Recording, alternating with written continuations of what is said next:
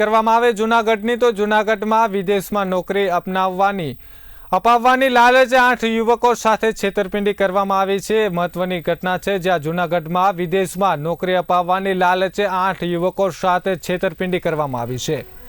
વિદ્યાર્થી સહિતના 8 યુવકો સાથે 31 લાખની છેતરપિંડી કરવામાં આવી છે। વાત કરવામાં આવે તો ભોગ બનનાર યુવાને 3 શખ્સો વિરુદ્ધ નોંધાવી છે પોલીસ ફરિયાદ। યુરોપના અલ્બેનિયામાં નોકરી અપાવવાની આપી હતી લાલચ। યુવકો પાસેથી રૂપિયા પડાવી લીધા બાદ વિદેશ ન મોકલ્યા। યુવી ટૂર કેરિયર કન્સલ્ટન્સી 3 શખ્સો વિરુદ્ધ ફરિયાદ નોંધાઈ છે। મુખ્ય આરોપી નિહાર જાની ફરાર થયો છે। 2 આરોપી ઝડપાયા છે। પોલીસે નિહાર જાનીના શોધખોળ માટે ચક્રો ગતિમાન કર્યા છે।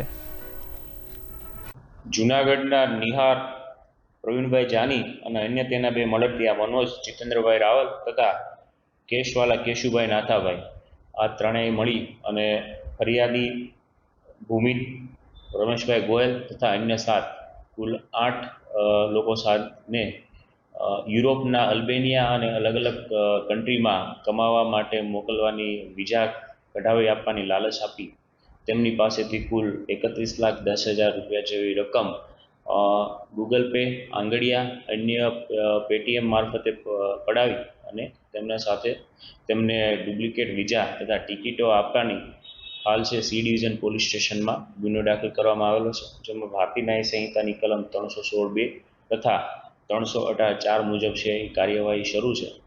આ નિહાર જાની સિવાયના અન્ય 2 આરોપી કેશુભાઈ કેશવાલા તથા જે અન્ય મનોજ રાવલ, આ બંનેને રાઉન્ડ અપ કરવામાં આવેલા છે।